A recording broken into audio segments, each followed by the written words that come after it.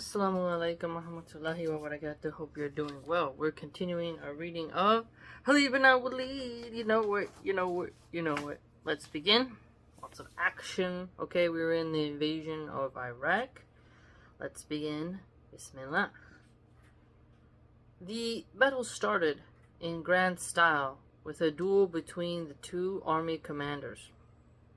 Now, that's something that we need to make come back again. Biden, Harris versus Trump and J.D. Vance. Hormuz was a mighty fighter, renowned in the empire as a champion whom few would dare to meet in single combat. In those chivalrous days, no one could be commanding general without the same time being a brave and skillful fighter. He urged his horse forward and halted in the open space between the two armies, though closer to his own front rank. Then he called, "Man to man! Where is Khalid?" From the Muslim ranks, Khalid rode out and stopped a few paces from Hormuz. Two armies watched in silence as these redoubtable champions prepared to fight it out. Hormuz dismounted, motioning to Khalid to do the same. Khalid dismounted. This was brave of Hormuz, for a dismounted duel left little chance of escape. But on this occasion, Hormuz was not being as chivalrous as one might imagine. Before coming out of the Persian ranks, Hormuz had picked a few of his stalwart places and put them in front rank near the site which he had chosen for the duel. He instructed them as follows. He would engage Khalid in single combat. At the appropriate time, he would call to the men. They would then dash out, surround the combatants, and kill Khalid while Hormuz held him. The chosen warriors watched intently as the two generals dismounted. So he had a plot. He was about to do a trick. So, wow. You gotta admit, though, coming out and taking on that chance, it's the masculinity and the daringness that we just don't have that much today. They felt certain that Khalid would not get away. The generals began to fight with sword and shield. Each struck several times at his adversary, but none of the blows made any impression. Each was surprised at the skill of the other. Hormuz now suggested that they drop their sword and wrestle. Khalid, unaware of the plot, dropped his sword as Hormuz dropped his. They began to wrestle. Then, as they were locked in a powerful embrace, Hormuz shouted to his men, who rushed forward. Before Khalid realized what was happening, he found himself and Hormuz surrounded by several fierce-looking Persians. Now Khalid knew he was without his sword and shield, and Hormuz would not relax his iron grip. Wow. There seemed to be no way out of the predicament, but then, being a stronger man than Hormuz, Khalid began to whirl his adversary around and round, thus making it practically impossible for the Persians to strike at him. A storm of sound arose over the battlefield as the two armies shouted, one with delight, the other with dismay. In this noise their attention riveted on the wrestlers. The Persian killers did not hear the galloping hooves that approached them. They did not know what hit them. 2 or 3 of them sprawled on the ground as headless trunks. Oh, look at that! You check, snippety snap, snap at the necks. 2 or 3 of them sprawled on the ground as headless trunks, before the others realized that the number of combatants in this melee had increased by just one more. The extra man was Qaqa bin Amr, the one-man reinforcement sent by Abu Bakr. Qa bin Amr. Qaqa had sent the Persian killers rushed towards the two generals, and in a flash understood the perfidy of the enemy and the peril which faced Khalid. There was no time to tell this to anyone. No time to explain or gather comrades to support him. He had spurred his horse into a mad gallop, and arriving in the nick of time, had set upon the Persians with his sword. Qaqa killed all of them. So Abu Bakr, see that? It's amazing. He sent out him, and then this trap is set for Khalid by Hormuz, and he's able to rescue his fellow brother, Khalid. Khalid freed brother in Islam. Khalid, freed of the menace of the Persian killers, turned his entire attention to Hormuz. After a minute or two, Hormuz lay motionless on the ground. Khalid rose from his chest with a dripping dagger in his hand. Khalid now ordered a general attack, and the Muslims, incensed by the treacherous plot of the enemy commander, went into battle with a vengeance. The center and the wings swept across the plain to assault the Persian army. The Persians had suffered a moral setback with the death of their commanding general, but they were more numerous than the Muslims, and their iron discipline held them together. They fought hard. For some time the battle hung in the balance, with the fast-moving Muslims assailing the front of the steady, chain-linked Persian infantry, repulsing all assaults. So Hormuz, he has fallen, okay? And I really like how he talks about it's the battle's hung in the balance. It's tense, you know. So we have the fast-moving Muslims, and these people who are chain-linked. I mean, they're like a block. But soon the superior skill and courage of the Muslims and the fatigue of the Persians began to tell, and after several attempts the Muslims succeeded in breaking the Persian front in a number of places. Sensing defeat, the Persian generals commanding the wings of Qubaz and Anushjan ordered a withdrawal and began to pull their men back. So, Persian generals, so Qubaz and Anushjan withdrew and began to pull their men back. This led to a general retreat, and the Muslims struck still more fiercely. The retreated turned into a rout, so they got routed. Most of the Persians who were not chained managed to escape, but those who were chain-linked found their chains a death trap. Exactly. Unable to move fast, they fell an easy prey to the victorious Muslims and were slain in thousands before darkness set in to put an end to the slaughter.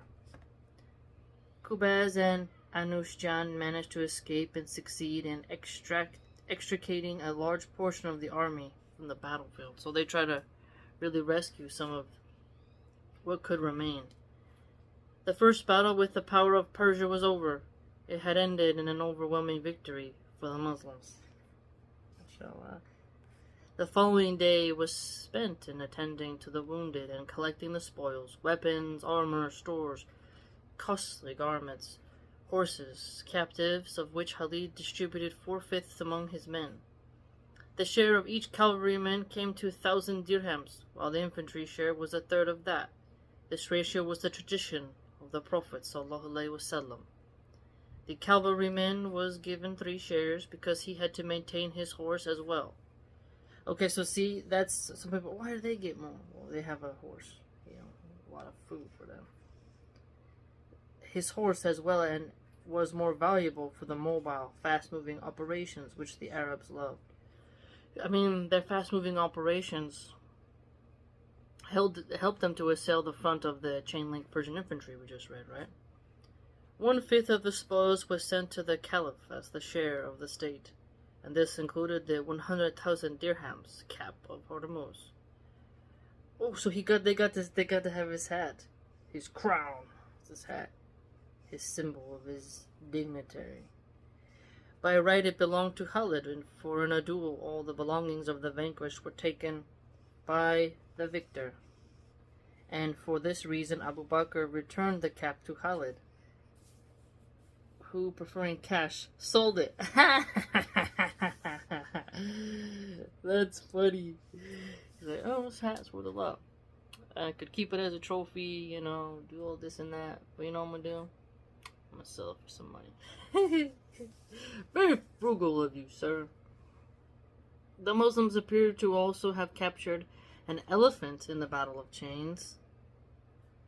And this animal was sent to Medina along with other spoils. Now, you imagine, you know, like you're in Medina, you know, pretend I live in that time. I'm making some bread, selling bread and pastries. And then all of a sudden, this elephant comes through. Like, whoa. And, like, who knows if it had tusks? Because, I mean, if it's a war elephant, it's going to have some tusks. They can still crush with their faces and stomp, but I saw some drawings where the tusk and they have spurs, like, on the, like, you know how you have a bracelet that has spikes on it? They slide that onto the tusk. So when it thrashes, it slices and dices. You know, it's quite amazing. The city of the Prophet had never, peace be upon him, had never been seen and had never seen an elephant, and therefore was tremendous excitement in the capital when the behemoth arrived. Oh, okay, see? Nice. That's what I'm saying. The people marveled at this great land animal, but Abu Bakr could not think of any use for the unfamiliar beast and returned it to Khalid. Oh, well, he can just be in your garden. Make him a little pen, you know, well, big because he's an elephant. Feed him and let the children look at him. You could also, like, whatever, like, we have pennies, right? So we have pennies, nickels, dimes, quarters. Just have some children give you something and they can, like, pet it or something. Create a petting zoo. What happened to it thereafter, we do not know. While the families of the Persians and those of the Iraqi Arabs who had supported them were taken captive, the rest of the population of the district was left unmolested. This population consisted mainly of small farmers, peasants, and shepherds, and they all agreed to pay the jizya and come under Muslim protection.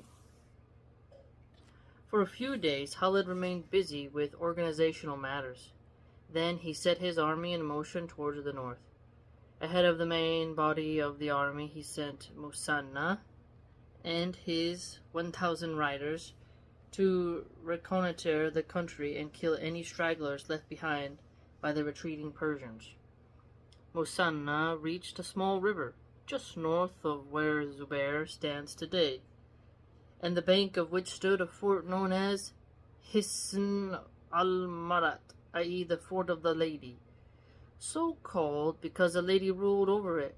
Musanna laid siege to the fort, but in order to avoid delay in his advance, he left his brother Musanna, that's funny, Musanna, in charge of the siege operations with a few hundred men, and himself proceeded north with the rest of his column. 2 or 3 days of siege operations were enough to convince the lady of the fort of the futility of resistance. The Persian army of Ubala had been defeated, and she could expect no help from any quarter. So here we see the Fort of the Lady. Okay. Moana offered to accept a peaceful surrender without bloodshed, without plunder, without enslavement. The lady agreed. The defenders surrendered. One and the lady of the fort appeared to have found much pleasure in their meeting with each other. First, the lady became a Muslim, and then, without any further delay, Moana married her. Ooh, look at you. Ooh. Romance. So Moana, dang, it's like a little love story. Moana married her. He must have been attractive. Meanwhile, Khalid was advancing northwards from Kazima with the main body of the army. I mean, he just got a fortress. A woman can be married for her wealth. Remember the hadith? So you can definitely see the evidence for that. Also smart on her part. She can see she's conquered. Persians are gone. She's still got a little spice in her shoes. She still got it. Warrior comes up. And she's like, you know what? I'm gonna marry you. Okay, now we're still in the invasion of Iraq, but now we are on number 20, the Battle of the River. Bismillah. When the Persian emperor received the message of Hormuz regarding the Muslim advance from Yamama, he organized a fresh army at Ctesiphon and placed it under the command of top-ranking general by the name of Karin bin Karyana. Okay, so Persian named Karin, Qarin bin Qaryana. To Karin, and then the last name also starts with a Q. Karin too was 100,000 dirham man. The emperor ordered him to proceed to Ubala with the new army to reinforce Hormuz. Wait, I thought Hormuz was dead. Well, maybe there was a delay, because remember he mentioned the trunks that the army saw what happened to their leader, but they stayed steadfast to their orders. And with this mission, Karin set off from Ctesiphon. Marching along the bank of the Tigris, Karin reached Mazar, crossed the Tigris, and moved south along the right bank until he reached the Maqil River. He crossed this river and then another largish river a little south of the Maqil. He had hardly done so when he received reports of the disaster of Kazima. These reports were followed by the remnants of the Persian army, which had survived the Battle of Kazima, and now came streaming into Karin's camp under two generals. So they're pouring in, like coming on, and he's like, who are these people? Like, well, we were defeated at Kazima. Kubaz and Anushjan. Okay, we want to make sure we always remember. So Kubaz, the Persian, and then Anushjan, the Persian. The survivors included thousands of Arab auxiliaries, and as is usual in such cases, the two partners, Persian and Arab, began to blame each other for the defeat. Their spirits were not as high as at Kazima, but they were brave men and reacted more with anger than fear at the reverse they had suffered. Kubaz and Anushjan were eager for battle again. They and Karin found it difficult to believe that a regular imperial army could be defeated in battle by a force of uncultured and unsophisticated Arabs from the desert. You got it, though. With Allah, no one can stop something. They did not realize that the Battle of Kazima had been fought with not an uncivilized Arab force, but with a fine Muslim army, purified and strengthened by the new faith. However, Karin was prudent enough not to advance beyond the south bank. Here he could fight with his back to the river, and thus ensure the safety of his rear. By limiting the possibilities of maneuver, he would fight the front set-piece battle which the Persians loved, and for which their training and discipline were ideally suited. Okay, so frontal set-piece battle, Persians like that. Okay, and then the south bank, there's in their rear. The remnants of the Persian army of Ubala were followed by the light cavalry detachments of Musanna, and once contact was established with the Persians, the Muslim horsemen scoured the countryside for supplies, while Musanna kept the Persians occupied and carried out reconnaissance. The Persians made no attempt to sally out their camp. Musanna sent a messenger to Khalid to inform him that he had made contact with a powerful enemy force at Sini. So, Musanna sends a message. The word Sini was used by the Arabs to denote a river. Musanna had contacted the Persians on the south bank of the river, and for this reason the battle, which will now be described, is called the Battle of the River. MashaAllah. So this word is to denote a river. So Sinyy, river. It's really action-packed, isn't it? But Musana, he's got a little romance. And remember how Khalid married the lady with the long legs and he picks a different woman?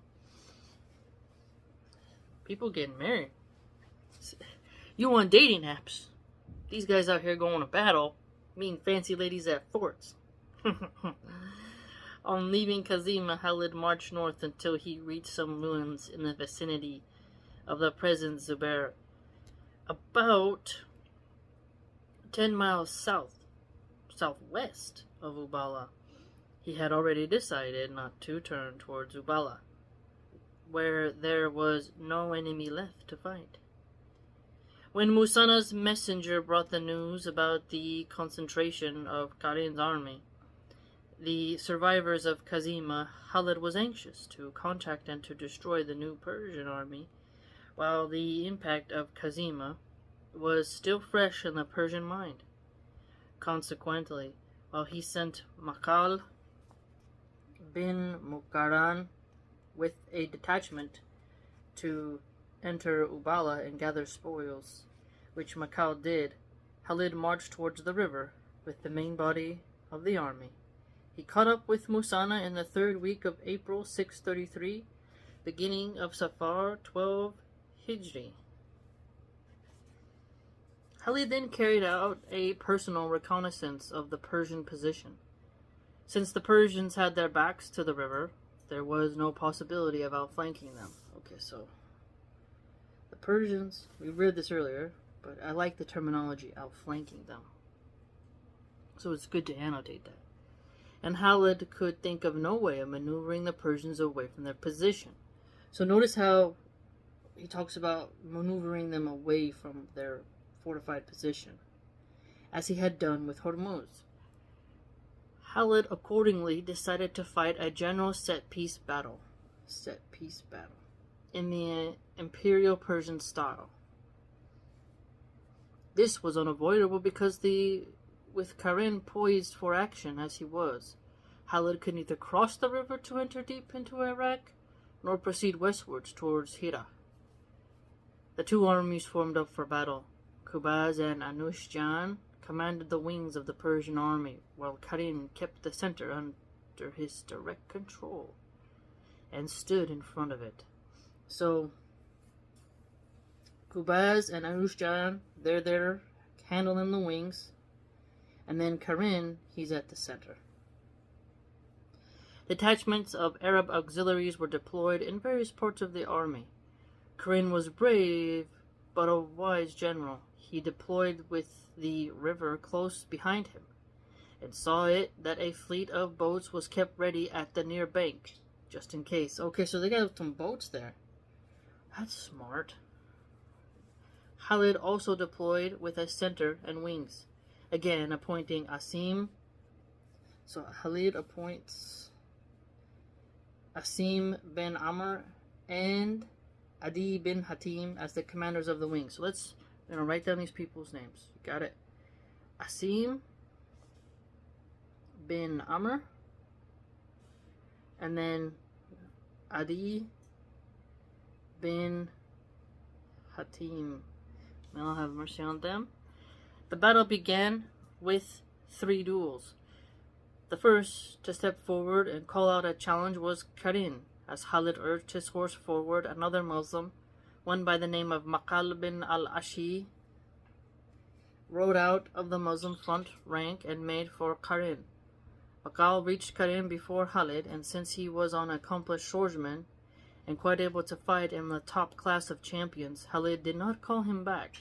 They fought, and Maqal killed this man. Karin was the last of the 100,000 dirham men to face Khalid in battle. Well, look at that.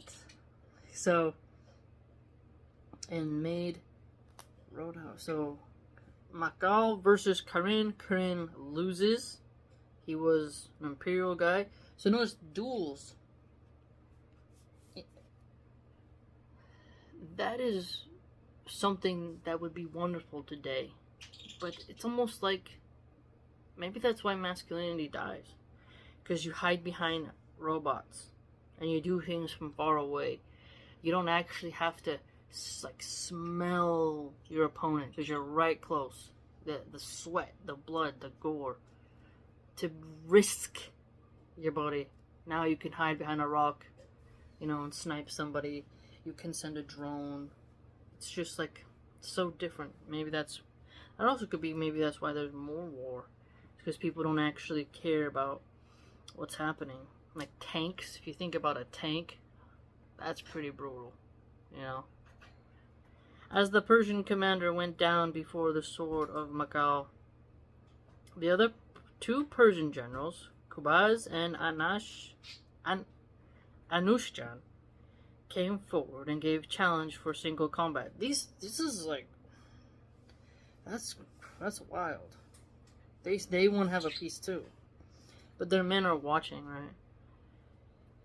Because if you won't risk your life, why should your men do it? Came forward and gave the challenge for single combat. The challenge was accepted by the commanders of the Muslim wings, Asim and Adi.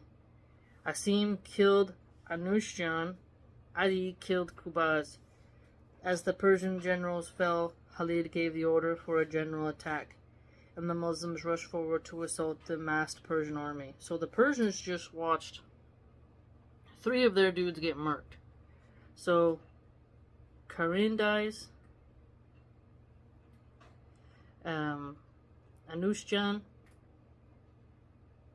dies, and then Qubaz dies.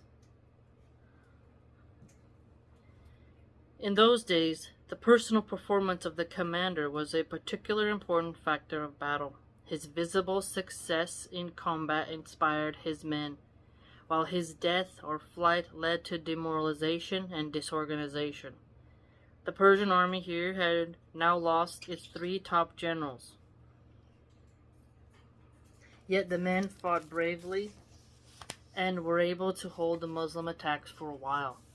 But because of the absence of able generals, disorder and confusion soon became apparent in the Persian ranks. Eventually, under the violence of continued Muslim attacks, the Persian army lost all cohesion, turned about, and made for the riverbank. So here we see the lack of able generals. This brought on disorder, confusion. There wasn't someone to say, hey, go here, go there. And then the cohesion breaks down. Now it's time for people to pull out. Every man for himself.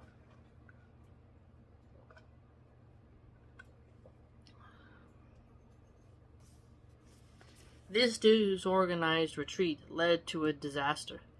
The lightly armed Muslims moved faster than the heavy-equipped Persians and caught up with their fleeing adversaries. On the riverbank, confusion became total as the Persians scrambled onto the boats in a blind urge to get away from the horror that pursued them. Could you imagine your heavy... I wonder if they started... Because if arrows are coming, you'd want to keep some of that armor on, right? But it's slowing you down. You can't run as fast. And there's like a horseman's coming on with their javelins. And they're like, I'm gonna get you. And you see a boat behind you, you're gonna run like Nike. Just do it. Thousands of them were slain as other thousands rowed away to safety. And I bet you some left without waiting to fill up the boats. No doubt there was somebody who was like, wait, hold the boat, wait for me. And they tried to swim in the river, and they're heavy. And these guys are like, I'm going, I got me in this boat. It was every man for himself. Those who survived owed their lives to the caution of Karin, who had wisely kept the boats ready by the riverbank. So that's true. He had the forethought to be like, hey, even if I don't make it, I want some others to be able to make it. But for these boats, not a single Persian would have got away. The Muslims, having no means of crossing the river, were unable to pursue the fugitives. That's it. So they got you there, right? But I mean, some getting away. So if they wouldn't have had those boats, that river, which would have turned into an advantage, would have kept them in. Think about that. The double duality, right, of that river. Oh, no one can outflank you, but also, if you don't have those boats, you can't retreat. You'll be hemmed in, and once all those boats are gone, everyone left behind, well, easy pickings. According to Tabari, 30,000 Persians were killed in this battle. 30K Persians. Wow. Feast for crows. The spoils of the battle exceeded the booty taken at Kazima, and 4/5 of the spoils were again property distributed among the men, while 1/5 was sent to Medina. Khalid now turned more seriously to the administration of the districts conquered by the Muslims, and placed this administration on a more permanent footing.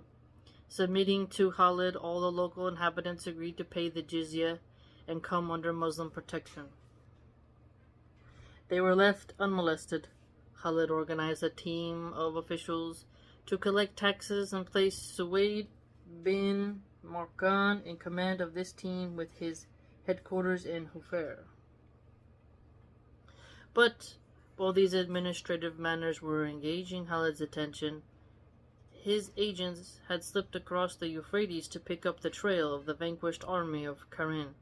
Yet other agents were moving along the Euphrates towards Hira to discover further movements and concentrations of the imperial army of the Chosoros. Would you look at that? That's intense. Woo, 30,000. You had to keep your nerves about you. You know, men shaping history. No matter which side you look at it, each battle is like, it just sets the world on a different, well, that region, right, on a different path. Some are becoming widows, some survive, some return to Allah. No matter which way you square it, something changes. And that many people who get each side deciding here and now, no retreat. The guts. People think they're tough because they riot, you know. But when you hear a lot of Americans say, "Mount up, patriots," you know, we're not gonna tolerate this. That's usually 100% fake, and most likely, you know, just a CIA trap to get more people in jail. But when you look at when people really in the past used to say we're off to battle, they really meant it. And you may not come home. But the last time you see your family and there's no, you can't text them and say, I just survived, you know, I'm fine. Like, they just have to wonder and see if you'll ever come home again. And you survived that. What you saw, that's intense as well. It took a lot of gall. A lot of gall. Okay, now 21. The Hell of Walaja. Bismillah. The news of the debacle at the river inflamed Ctesiphon. So he's heard what happened at the Battle of the River. A second Persian army had been cut to pieces by this news, and an unexpected force emerging out of the barren wastes of Arabia. Each of the two Persian army commanders had been an illustrious imperial figure, a 100,000 dirham man. And not only these two, but the two other first-rate generals had been slain by the enemy. It was unbelievable, considering that this new enemy had never been known for any advanced military organization.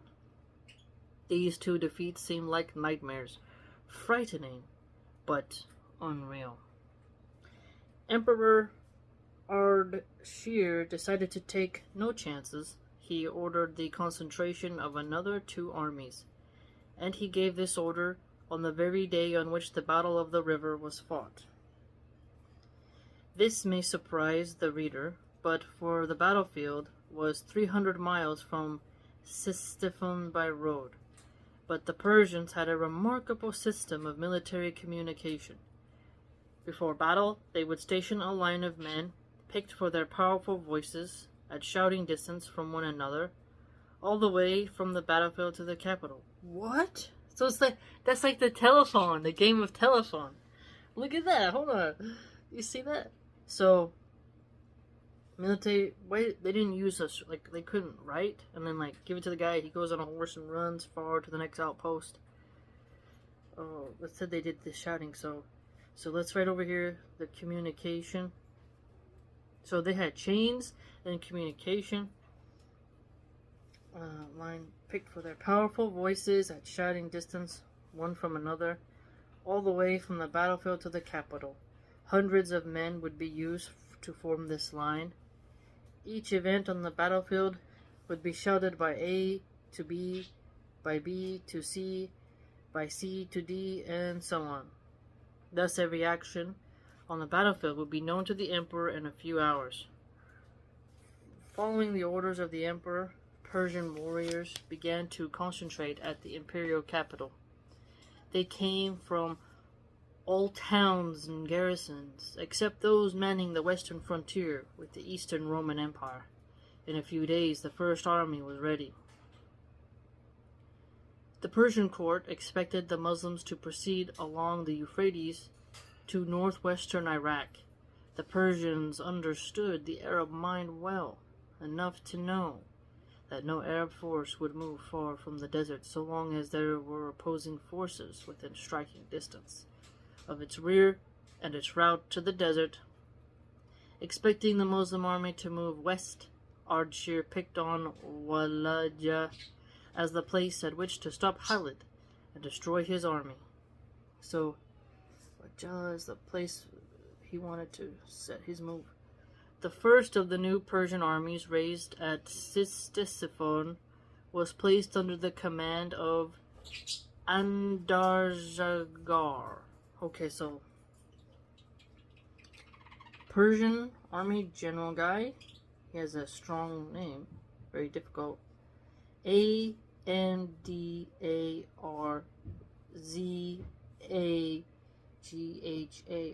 and he's a Persian who, until recently, had been a military governor of the frontier province of Khorasan and was held in high esteem by Persian and Arab alike. He was a Persian born among the Arabs of Iraq. He had grown up among the Arabs and, unlike most Persians of his class, was generally fond of them. Andarzaghar was soon ordered to move his army to Waleed, where he would soon be joined by the second army. He set off from Ctesiphon, moved along the east bank of the Tigris, crossed the Tigris at Kaskar, moved southwest to the Euphrates near Waleed, crossed the Euphrates, and established his camp at Waleed. Before setting out from the capital, he had sent couriers to many Arab tribes, which he knew, and on his way to Waleed, he picked up thousands of Arabs who were willing to fight under his standard. He also met and taken command of the remnants of the army of Khalid. So he saw the stragglers. Hey, you're part of that. Come on. When he arrived at Waleed, he was delighted with the strength of his army. Patiently he waited for Bahman, who was to join him in a few days. SubhanAllah. Okay, we have Bahman was the commander of the second army. So Bahman, he was a Persian. Once of the top personalities of the Persian military hierarchy, he too was 100,000 dirham man. I like how he says that. I want to be 100,000 dirham woman. He was ordered by the emperor to take the second army, when ready, to Waleed, where Andarzaghar would await him. Bahman would be in overall command of both the armies, and with his enormous might would fight and destroy the Muslim army in one great battle. Bahman moved on a separate route to Andazagars. From Sistifon, he marched south, between the two rivers, making directly for Walaja, but he left Sistifon several days after his army, and his movement was slower. So key points we have here is Walaja is a place. Ctesiphon, it's a place. The Battle of the River had been a glorious victory, with few casualties to themselves.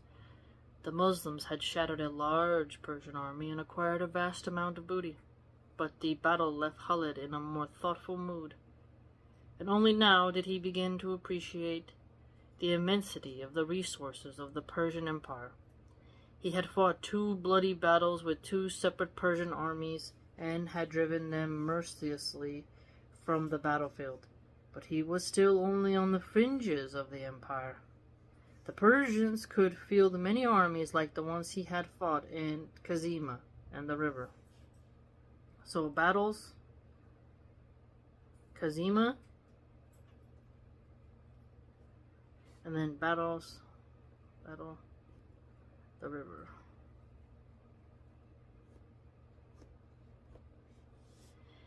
It was a sobering thought, and Khalid was on his own. He was the first Muslim commander to set out to conquer alien lands. Okay, so what were we? We have to make sure that we write that down. He was not only the military commander, but also the political head, and as such had to govern on behalf of the Caliph in Medina. All the territories conquered for Islam, there was no superior to whom he could turn for guidance in matters of politics and administration. Moreover, his men were not as fresh as on the eve of Kazima. They had marched. I think my kids have sprayed Febreze.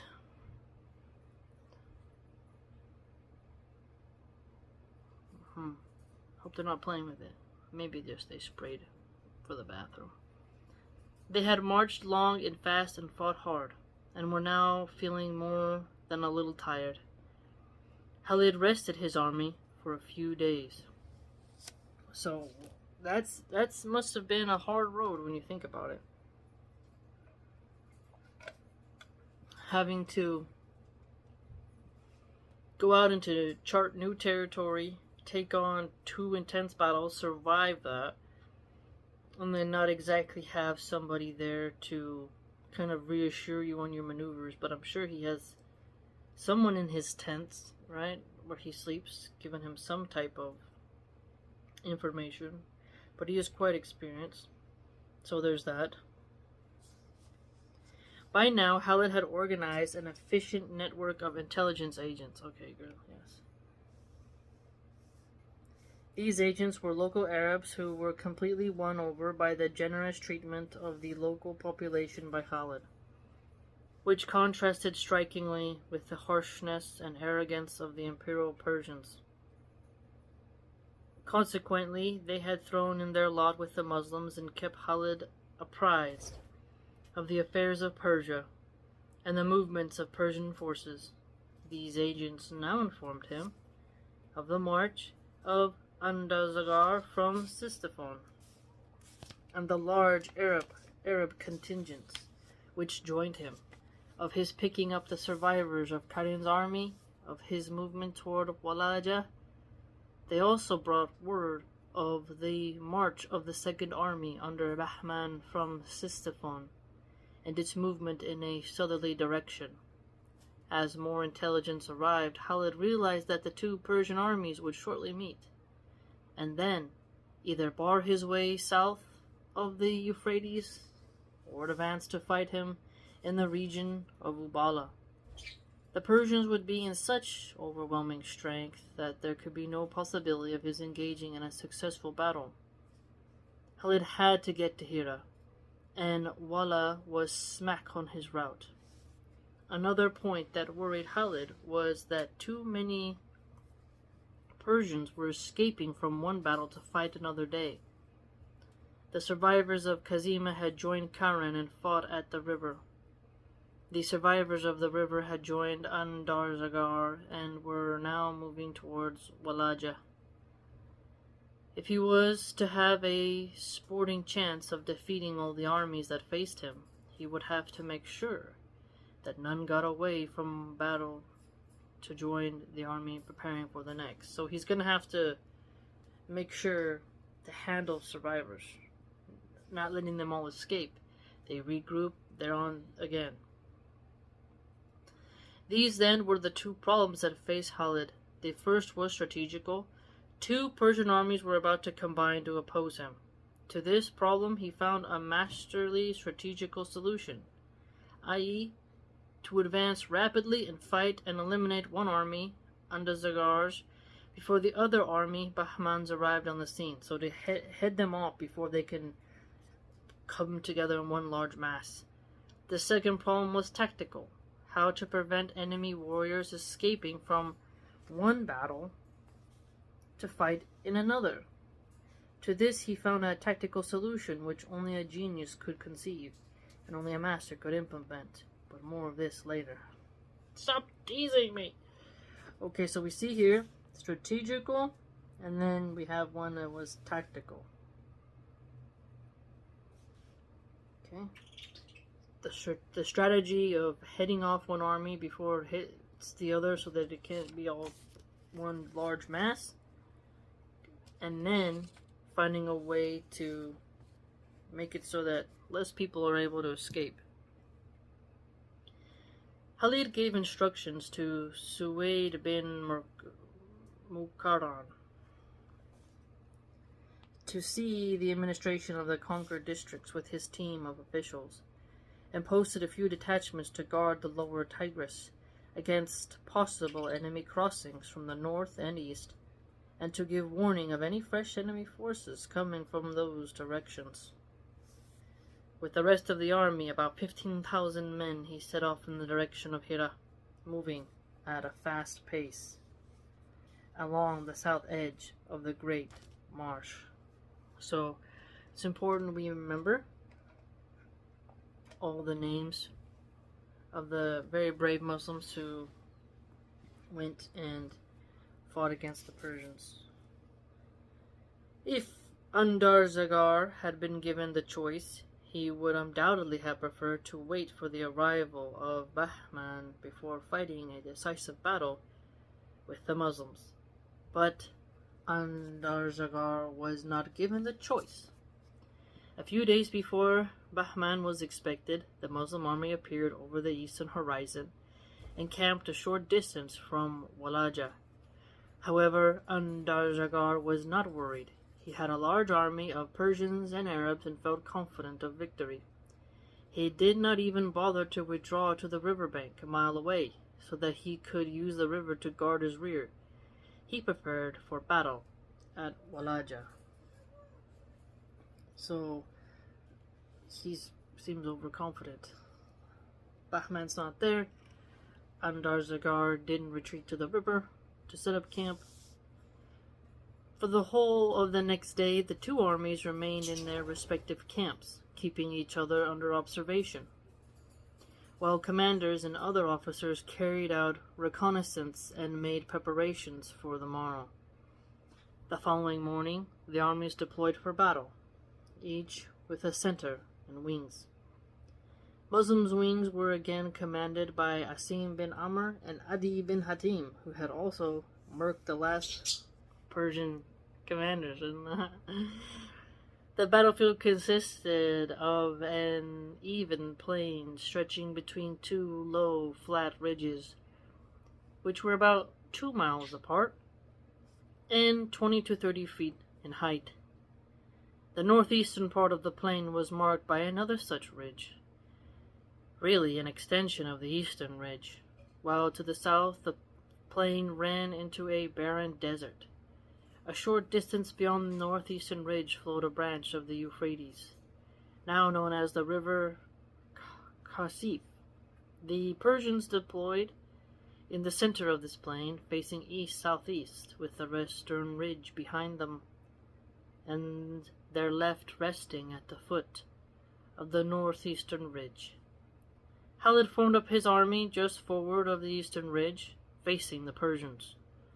The center of the battlefield, i.e. the midpoint between the two armies, was about 2 miles southeast of the present Ain al-Muhari and 6 miles south of the present Shinafia. MashaAllah. So let's pause there, let's review about what we've learned. Okay? Now, something that's really cool is that Hormuz, he dismounted and he motioned to Khalid, do the same. Khalid dismounted, there's this duel, and he's a 100,000 dirham man. And then we also see that he had this trap that he was going to set where he would engage Khalid in single combat, and at the right moment call his men, and then they would dash out, surround the combatants, and kill Khalid while Hormuz held him. And so he thought Khalid wouldn't get away. Obviously, Khalid survives, and there was this powerful embrace. So you see some type of grappling, wrestling skills coming in hand here, because Khalid didn't have his shield and sword.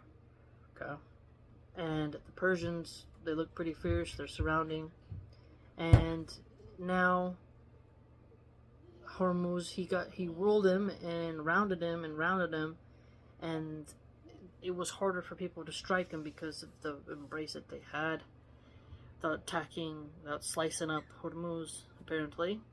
And the galloping hooves are coming along. People are making too much noise, not noticing that, and there's a headless people. There's a melee, and that is because Qaqa bin Amr came and saved the day, in a sense, helped Khalid not be set in this trap. And Abu Bakr had actually sent Qaqa bin Amr, and obviously Abu Bakr has no idea Hormuz had this trap, but it's a good thing he sent Qaqa, because he was able to help. Okay, Qaqa killed all of them. So may Allah reward him with good. Okay, and then they're doing again the chain link. The Persians are doing the chain link for their infantry, and recall that there are Persian generals. They were controlling the wings, Qubaz and Anushjan. Okay, and they kind of had a general retreat, but the Muslims still were striking them fiercely and started to rout them. And because they were way down, not able to move as fast, this made it more easier for the Muslims to take them down. And Qubaz and Anushjan, at that time, they managed to escape and succeeded in extricating a large portion of the army from the battlefield. And the cavalrymen got their share, and they get a little bit more because they're maintaining horses. They sent some of the spoils, obviously, to the Caliph. And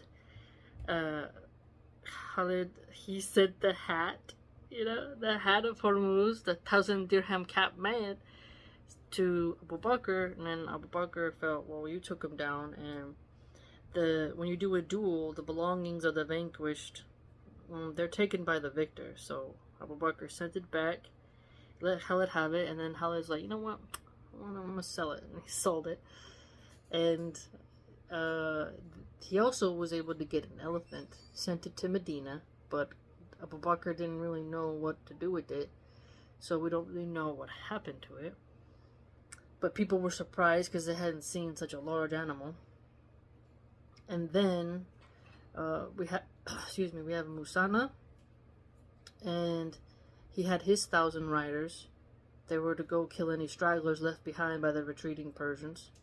And then, if you recall, Hisno Marat, i.e. the fort of the lady, and there was a lady who rode over it. Musana laid siege to it, and he has a brother named Moana, and Moana decides to marry this lady. Romance. He marries her. And then there's the Battle of the River, okay? And there's another Karin. He's a Persian, and he's also a 100,000 dirham man. And Kubaz is Persian. Anushjan, it's a very difficult name. He's Persian as well. Mentioning of the Makil River, we got the Tigris, okay? Battle of Kazima. And then Karin has the camp, and the stragglers from the past war. The Kubaz and Ushjan's coming around. And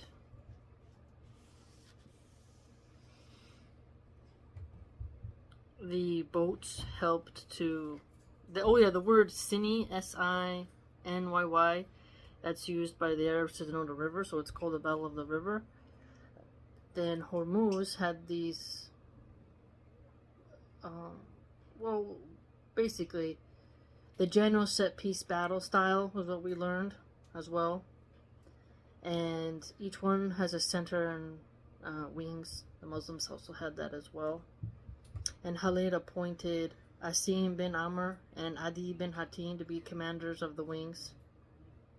And there was a duel. Makal bin al-Ashi, he rode out from the Muslim ranks and made for Karin. And he reached Karin before Khalid and murked him. And then Karin dies, obviously. Anushjan dies. And then Kubaz dies. And Asim killed Anushjan. Adi killed Kubaz. And then the Persian army has lost, top generals. They're suffering a defeat, but Khalid recognizes later on that they have a very large resource. And 30,000 Persians were killed in that battle. Okay? And the boats helped some to escape, but the Muslims were not able to pursue those scragglers because they didn't have boats. Okay? Then we're talking about Walaja. We're not finished with that yet, but the Battle of the River was super intense. And we also learned that the Persians have a unique military communication style where there's a line of men, they have powerful voices, and they're in shouting distance of one another.